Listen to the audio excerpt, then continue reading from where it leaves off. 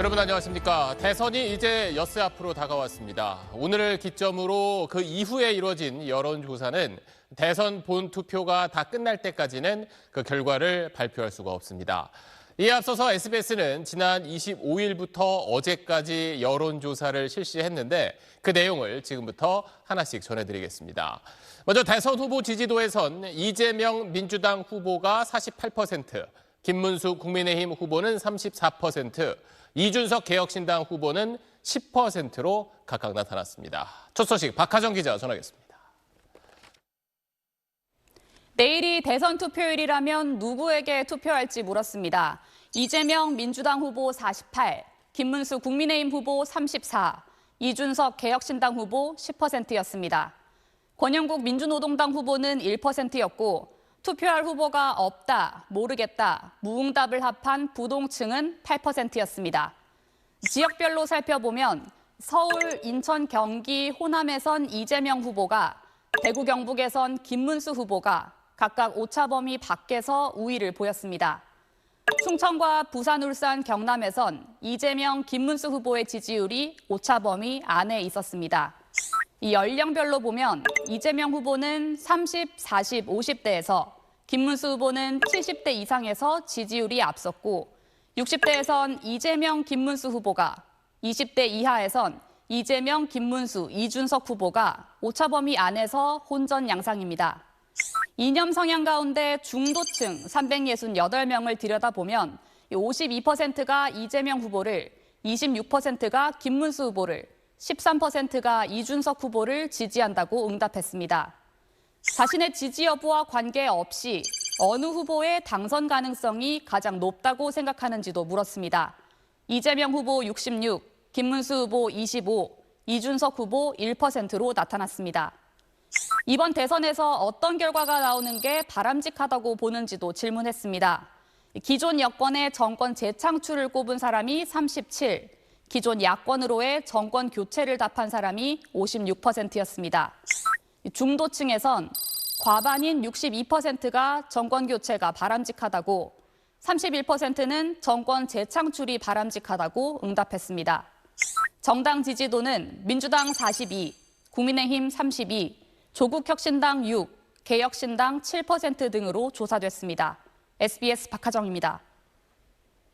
자, 이번 대선이 3자 대결이 아닌 양자 대결로 치러질 경우도 한번 가정해봤습니다. 이재명 후보 대 김문수 후보, 또 이재명 후보 대 이준석 후보의 가상 맞대결에서 모두 이재명 후보가 오차범위 바깥에서 앞서는 걸로 나타났습니다. 이어서 김기태 기자입니다.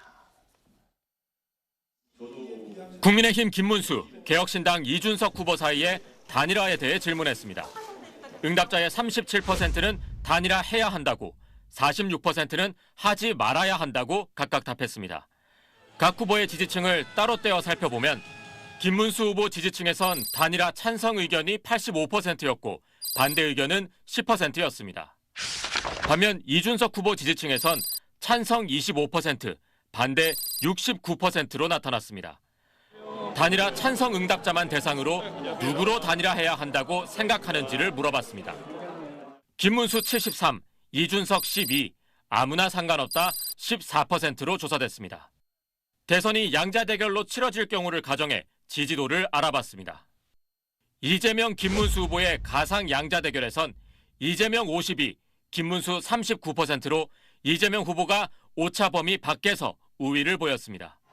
이 경우 이준석 후보 지지층 가운데 23%는 이재명 후보 지지로, 42%는 김문수 후보 지지로 각각 옮겨가고 36%는 부동층으로 바뀌었습니다.